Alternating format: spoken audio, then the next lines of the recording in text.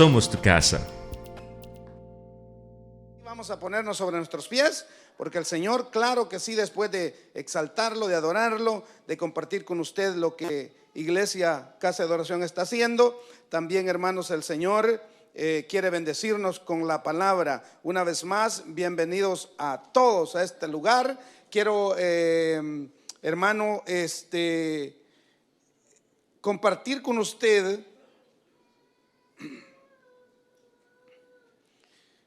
un tema muy hermoso, y algo que quisiera comenzar a decirle es: ¿con cuántos el Señor o a cuántos el Señor les ha respondido al menos una petición?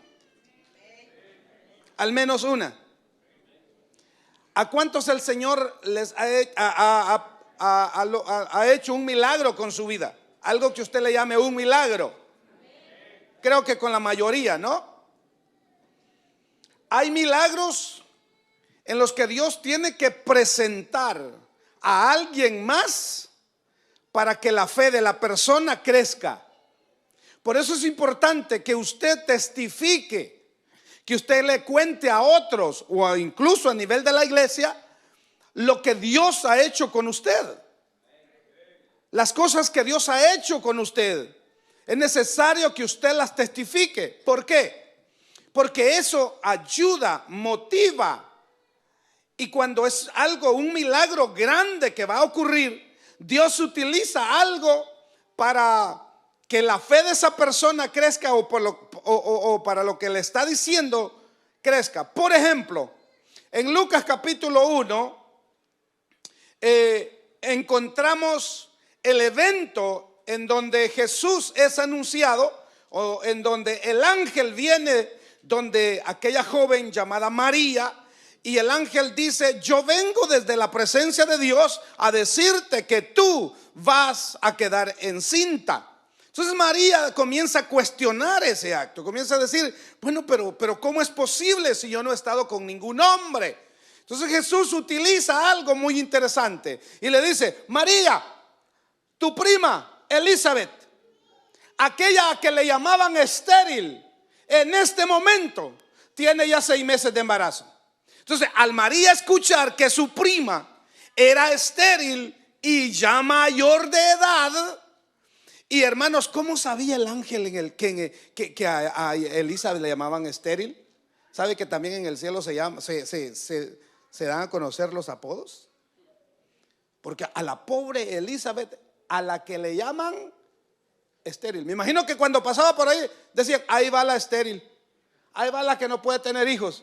Y Dios dice: ¿cómo que no? Y entonces le dice a María: María, voy a resumirte en esto. Versículo 37, solo voy a leer este versículo. Entonces el ángel le dice esto a María: porque nada hay imposible para Dios. ¿Cuánto lo puede repetir conmigo? Porque nada hay imposible para Dios. Nosotros nos encontramos muchas veces con situaciones en la vida en las que creemos, en las que nos parece que es el fin del mundo, en donde creemos que ya no hay solución, que todo se terminó, que todo se acabó, que ya no hay esperanza, que ya estamos fritos, hermanos, que ya estamos cocinados. Pero la palabra de Dios me dice a mí que para Dios no hay nada imposible. No importa lo que usted viva, no importa lo que usted pase, no importa por lo que pueda pasar, nada hay imposible para Dios. Usted quizás llegue a pensar: pero es que tanto que le he pedido, pero es que tanto que he luchado, pero es que tanto, ya mejor que se queden así las cosas. No, nada hay imposible para Dios.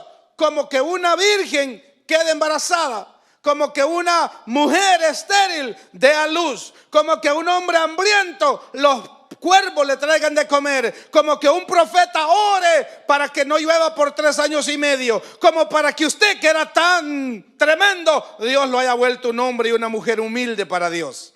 ¿Habrá algo imposible para Dios? No lo hay.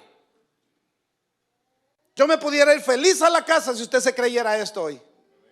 Yo me pudiese ir contento para la casa si usted se creyera que en cualquier situación que se encuentre, cuando usted se encuentre con algo, usted diga: nada hay imposible para Dios. Dios va a resolver, Dios va a proveer, Dios me va a ayudar, porque para Él no hay nada imposible. Esta situación, este proceso, esta experiencia, lo que estoy viviendo no va a quedarse así. Dios lo va a resolver.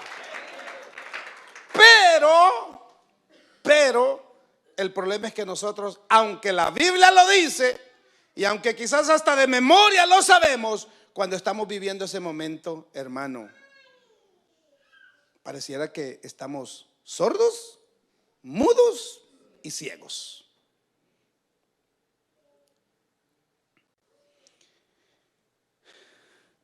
Dios quiere darse a conocer por medio de los testimonios. Tenga la bondad de sentarse, por favor. En los próximos minutos quiero hablarle acerca de cómo podemos nosotros presentar a Dios. Hay muchas maneras. Muchas veces abrimos nuestra casa para predicar el evangelio. En la iglesia tenemos actividades. Pero ¿cómo es que Dios quiere que nosotros podemos conocer? ¿Cómo es que Dios quiere que nosotros lo demos a conocer? Conocer a Dios. ¿Cómo usted le puede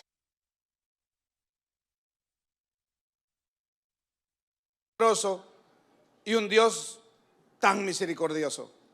¿Cómo lo presenta usted a Dios? ¿Cómo lo da a conocer usted a Dios? No hay mejor manera que hablar de las experiencias que uno ha vivido con Dios, lo que Dios ha hecho por nosotros.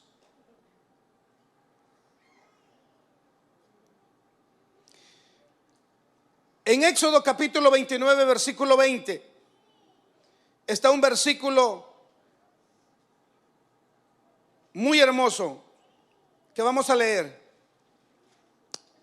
Dice Éxodo 29, 20: y matarás el carnero y tomarás de su sangre y la pondrás sobre el lóbulo de la oreja derecha de Aarón, sobre el lóbulo de la oreja de sus hijos, sobre el dedo pulgar de las manos, para que la mano derecha de ellos, y sobre el dedo pulgar de los pies derechos de ellos, y rociarás la sangre sobre el altar alrededor. Miren las cosas que Dios pide: que maten un animal y que de la sangre se la roceen en la oreja a Aarón, a sus hijos, en el dedo pulgar de las manos. Levanten el pulgar, por favor. ¿Sabe por qué el pulgar? Para decir: yes, sí se puede. Yes, how you doing? Yes, how are you? Yes, todo está bien, todo va a ir bien. Con Cristo todo vamos a arreglarlo, hermano. Entonces, en el dedo pulgar, ahora levanta el dedo pulgar del pie.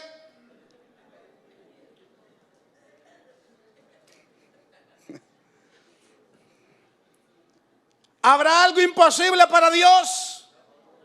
¿Habrá algo imposible para Dios? Entonces, hermanos, si no hay nada imposible para Dios, no te detengas. Sigue adelante. Nada, cualquier situación que estés viviendo, siempre tienes que encaminarte a rendirle gloria y alabanza a Dios. Hermano, que si los hijos, que si la familia, que el trabajo, que si el carro, que si el burro, que si la gallina, que si el gato, hermano, que si el perro, nada te puede detener. Tú tienes que venir y decir: gracias, Señor, estoy hundiéndome, estoy allá en el pozo cenagoso, pero de ahí me vas a sacar, de ahí me vas a levantar, porque nada hay imposible para Dios. Sí, hermano, porque hay cristianos que porque no hay comida para el gato no vienen al culto.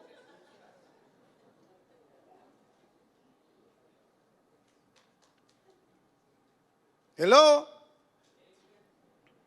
Es que tanto he luchado, es que tanto he hecho, es que esto, no te detengas, porque nada hay imposible para Dios. Siguiente versículo que yo quiero compartirle, Josué capítulo 4 versículo 9. Dice la Biblia: Josué también levantó 12 piedras en medio del Jordán, en el lugar donde estuvieron los pies de los sacerdotes que llevaban el arca del pacto, y han estado ahí hasta hoy. Hasta hoy. Quiero contarle algo y quiero resumir una larga historia. La tengo que resumir porque es demasiado larga. Resulta que cuando el pueblo de Egipto, cuando el pueblo de Israel sale de Egipto, tienen que cruzar el Jordán. Primero tienen que cruzar el Mar Rojo, ¿verdad? Y cuando se encuentran al Mar Rojo, ellos ven algo que es imposible. Hermano, cuénteme usted, ¿cuándo fue que usted estuvo frente a un mar acosado por un ejército que lo quiere llevar de esclavo o que quizás lo quiere de matar? Nosotros no hemos estado en una situación de eso, pero hubo un pueblo que sí. Estuvo, hermano, ante el mar y dijeron: aquí nos comen los tiburones, o nos mata el ejército de Faraón o algo. Pero Dios dice: bueno, mientras procesan quién soy yo, levantaré una nube de polvo y voy a detener a los caballos y al ejército del faraón. Voy a levantar una nube de polvo que no los puedan ver. Mientras la nube de polvo está, que no deja pasar a los caballos, no deja pasar a los jinetes, no deja pasar a los carros, ni el ejército del faraón, entonces están resolviendo una situación. ¿Qué va a hacer Dios ahora? Y mientras están ellos conversando, hermanos, comienzan a decirle a Moisés: Moisés, nos sacaste de allá para que aquí nos venga a matar el faraón. Y entonces Moisés voltea a ver el mar, hermano, y dice: ¿y ahora para dónde le doy? ¿Cómo hacemos y qué hacemos? Entonces Dios le habla a Moisés y le dice: Moisés, ¿se te olvidó de la experiencia allá en la zarza? ¿Se te olvidó que te hablé? ¿Se te olvidó que te dije quién era yo? ¿Qué tienes en tu mano, Moisés? Una vara, pues extiéndela. Entonces vino Moisés, tomó la vara y la extendió, hermano. Y cuando extendió la mano y la vara, hermano, hacia el Mar Rojo, el mar comenzó a dividirse. Comenzó a las aguas, hermano, a abrirse de tal manera que las aguas del mar se abrieron y se hizo una calle, no para 100 personas, para más de 1 millón de personas. Hermano, era una cantidad de gente. Y hermanos, y yo me imagino, la Biblia no lo dice, pero debería de decirlo. Yo me imagino que mientras ellos caminaban, veían la pared de agua, los peces nadando, los tiburones ahí, pero Dios tenía detenida la pared de agua aquí y la pared de agua aquí, y el pueblo iba caminando, porque nada hay imposible para Dios. Entonces mientras ellos caminaban y los últimos, los más haraganes, los más despacios, los más viejos, iban, hermanos, camino, y ya saliendo al otro lado, voltean a ver y se dan cuenta que también los del faraón pueden caminar en medio del mar. Entonces Dios dice: rápido, caminen, salgan al otro lado. Y entonces cuando están al otro lado, le dice a Moisés y a todo el pueblo: ahora van a darse cuenta quién es Dios, porque a esos egipcios que ustedes han visto, nunca más los volverán a ver. Y cuando les dice eso, las aguas se unen, hermano, y se mueren los jinetes, se mueren los caballos, se muere todo el mundo, porque Dios los encerró y en el mismo mar se quedaron ahogados. Entonces María dice: yo voy a cantar una canción de adoración al Señor. Hermano, cuando Dios hace algo, lo primero que tiene que salir de ti es agradecimiento, es una canción, es una alabanza, es algo, porque nada hay imposible para Dios.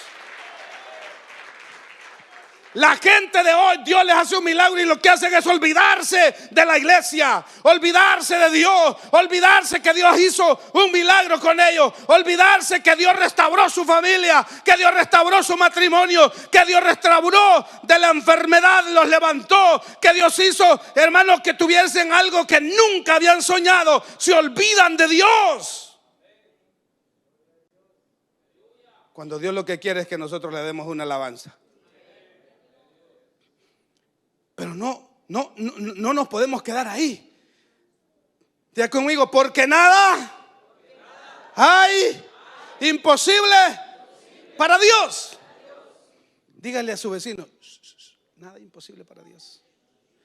Los que están dormidos, háganle así, nada imposible para Dios. Yo no sé lo que usted está pasando. Hermano, toque al vecino, mira al vecino. Yo no sé lo que tú estás pasando. Yo no sé, quizás aquí habrá alguna pareja aquí, una pareja, un matrimonio que dicen, yo no puedo tener hijos. Hermano, mire, no hay nada imposible para Dios. La que le llamaban estéril, que ya tenía, hermano, mayor, ya era mayor de edad, ya estaba mayor de edad, ¿verdad? Ya se le había pasado la costumbre a las mujeres y aparte de eso era estéril. Dios le dice a María, María, tu prima Elizabeth, ahorita tiene ya 6 meses. De ahí es donde los predicadores reducimos que en ese momento que la Virgen concibe, Juan el Bautista ya estaba en el vientre de Elizabeth y que por eso Juan es mayor 6 meses que Jesús. Bueno, ese es otro cuento, ¿verdad? Entonces, ahora están ellos en el Jordán y tienen que cruzar el Jordán. Y el Jordán es un río. Es un río, hermanos. Dígale, el Jordán es un río. Si usted no sabía, el Jordán es un río. Es el río Jordán, ¿verdad? Entonces, tienen que cruzar el Jordán. Y resulta que para cruzar el Jordán, hermano, también es un río grande. No ahora, porque tuvimos el privilegio de verlo y ahora pues se lo pasa uno nadando fácil. Pero en aquel entonces, estamos hablando de muchos años, era un río caudaloso, era un río grande. Ahora tienen que pasarlo para poder continuar con la trayectoria hacia la tierra prometida. Pero ahora en este caso ya hay un sistema de adoración, ya hay un sistema de alabanza, ya hay un sistema establecido por el Señor. Ya, hermanos, hay un líder, ya hay, hermano, un ministerio. Alguien está cargando el arca del pacto, donde ahí está la vara de Aarón, está el maná y están las tablas de la ley. Ya alguien está ahí con el arca del pacto y hay que cruzar el Jordán. Entonces Dios le dice a Josué, ¿y qué vamos a hacer aquí? ¿Será que yo no tengo una vara para hacerlo como Moisés? No se va a partir el Jordán de esa manera. Entonces, ¿qué vamos a hacer aquí? ¿Cómo vamos a cruzar el Jordán? Pero Josué se acuerda que para Dios no hay nada imposible, y que si Dios abrió el mar, ¿cómo no va a abrir también? ¿O cómo no va a cerrar el Jordán? Entonces Dios, hermano, nos habla muchas veces a través de los milagros y que nosotros tenemos que testificar. Entonces Josué dice, bueno, las instrucciones del Señor son que cada príncipe de cada tribu, cuando pasemos el Jordán, cuando vaya pasando, tiene que tomar una piedra.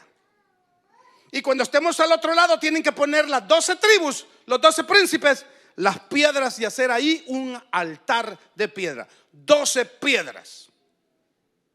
Pero lo que me llama más la atención a mí, son 2 cosas. Número 1, que aquí no hay una vara que levantar.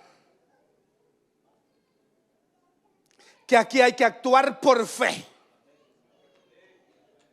Aquí hay que creer que para Dios no hay nada imposible. Entonces Dios le dice a Josué, marchen. Pero el agua, Señor, mire, es que el que quiere comer pescado que se moje, hermano.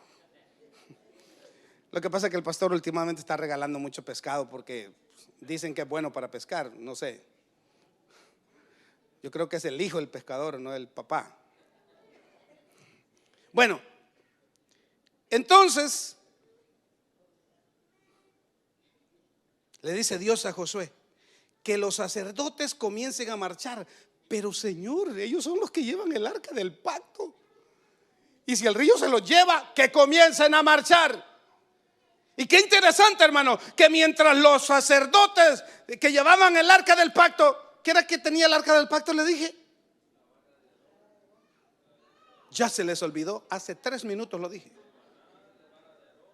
La vara de Aarón, el maná y las tablas de la ley. Entonces le dice el Señor, marchen. Mira, hermano, muchas veces no vas a ver el milagro, tienes que moverte hacia él. Muchas veces no vas a ver que las cosas están pasando, tienes que ir por ellas.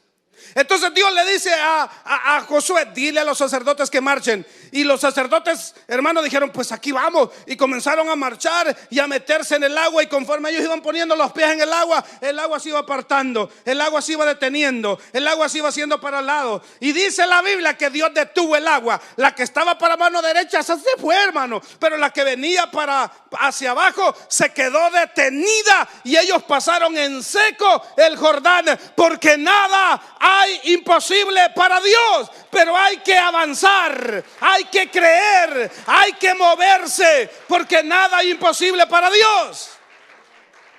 Número uno. Número dos, lo que me llama la atención es que cuando están al otro lado, yo me imagino que Josué voltea a ver y dice: de aquí para abajo está seco y de aquí para arriba el agua está detenida. Y dice el versículo que leímos, y dice: y Josué, esa instrucción no se la dio Dios, eso salió de él. Y Josué, dice el versículo que leímos, Josué 4:9, Josué también levantó 12 piedras en medio del Jordán. Mire, las piedras de los príncipes de cada tribu las tomaron del río, las sacaron afuera, hicieron un altar. Pero Josué se fue, como estaba seco el río, tomó 12 piedras y las puso en medio del río.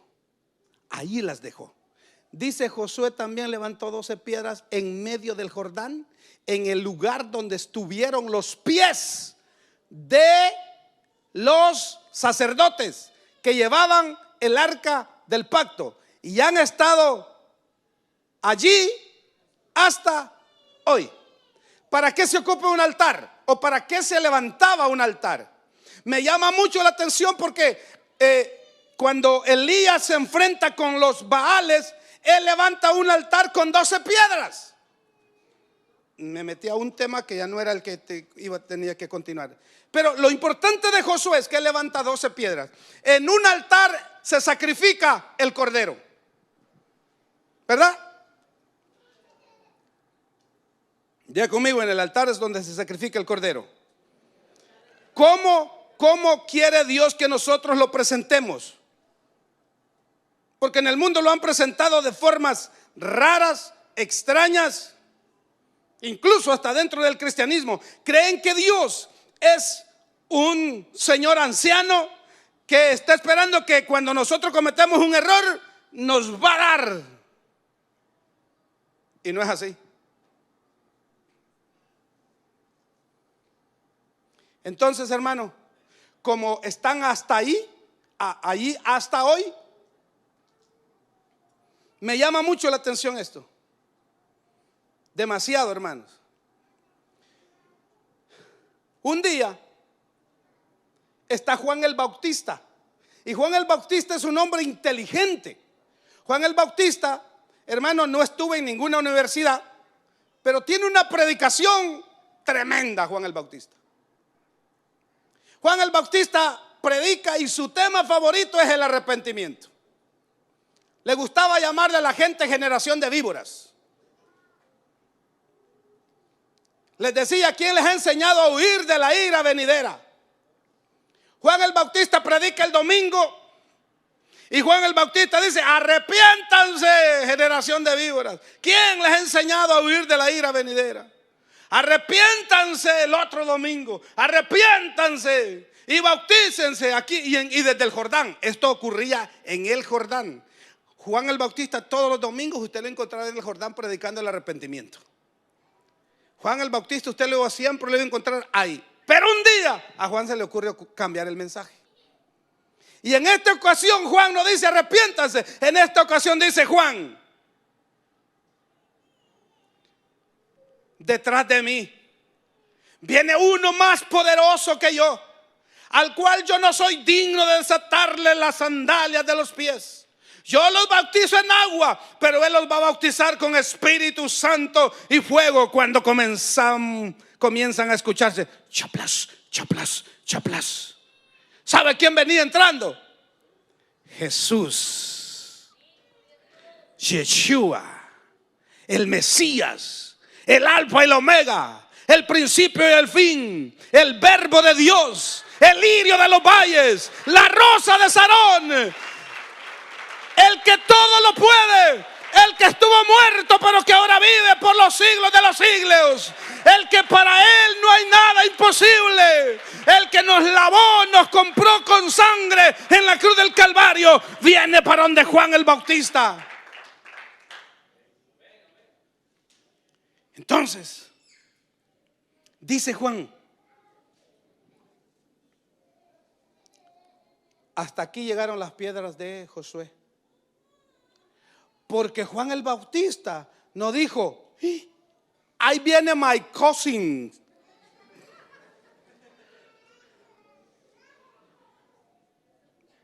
No dijo, ahí viene mi primo. No dijo, ahí viene el hijo de Elizabeth. No. ¿Por qué Juan recibe una revelación de Dios? La primera vez que Juan tuvo un encuentro con Jesús, podríamos decir, cuando Elizabeth con María se visitaron y se dieron un abrazo, y cuando se abrazaron, los estómagos chocaron y entonces hubo una vibración entre ellos, o sea, se dieron un high five, pues, pero en el estómago, de estómago a estómago. Entonces, los dos estaban en agua. Diga conmigo, los dos estaban en agua. ¿Por qué? Porque los dos estaban en el vientre. Pero la segunda vez que se van a encontrar, ¿dónde se van a encontrar? En el agua. Entonces, pero ¿cómo que Juan recibe mire, Juan tenía 30 años y 6 meses cuando bautizó a Jesús. Lucas capítulo 3 versículo 23. Lucas 3, 23, si lo corren por favor. Jesús mismo al comenzar su ministerio era como de 30 años, hijo según se creía de José, hijo de Elí. Esto ocurrió inmediatamente después que él fue bautizado. Entonces Juan recibe una revelación a los 30 años con 6 meses diciendo, no dijo, ahí viene mi primo, dijo, he ahí el Cordero de Dios que quita el pecado del mundo. ¿Quién le dijo a Juan que Jesús era el Cordero de Dios? Porque estaba llegando al Jordán, donde Josué había dejado 12 piedras para que el Cordero fuera sacrificado. Desde ese momento que Jesús comienza el ministerio, 3 años más tarde Jesús es crucificado, porque tenía que pasar por el Jordán, porque tenía que ser bautizado, porque tenían las piedras de Josué que hacer y llevar a cabo proféticamente para lo que Josué las había levantado en ese lugar. Porque nada hay imposible para Dios.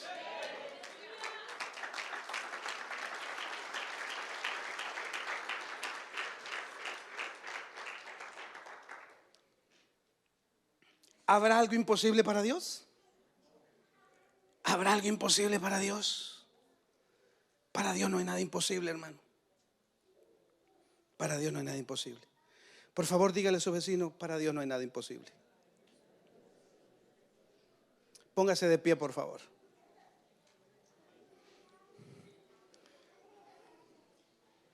Debo admitir que del mensaje solamente pude predicar más o menos una cuarta parte. No sé cómo se fue el tiempo, pero el tiempo se fue. Yo creo que el saludo de Andrés fue tan largo que nos robó el tiempo.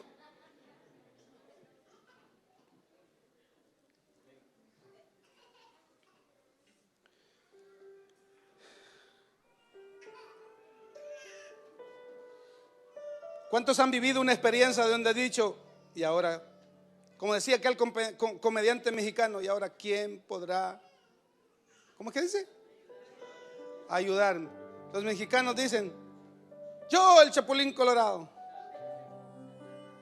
Han pasado una situación, hermano, donde usted dice, ¿y ahora qué hago? ¿Y ahora qué hago? Han pasado quizás alguna situación donde se acabó el trabajo, se acabaron las finanzas, se acabó la provisión, se terminó todo, ¿y ahora qué hago? Y Dios dice en su palabra, yo no me preocupo de los pajaritos y ellos nunca se mueren de hambre. Por eso es que es importante algo, hermano. Es importante algo, creer que para Dios no hay nada imposible. No sé qué tiene en mente usted, no sé qué está pidiendo, no sé qué está esperando. Puedo decirle que para Dios no hay nada imposible. No sé qué cambios está esperando, no sé qué está pidiendo. Mi mensaje en esta noche es: porque nada hay imposible para Dios. Pero hágase un favor, nunca deje al Señor, porque con Él lo va a lograr. Con Él sí se puede, con Él va a poder hacerlo. Dele un aplauso fuerte al Señor en esta hora.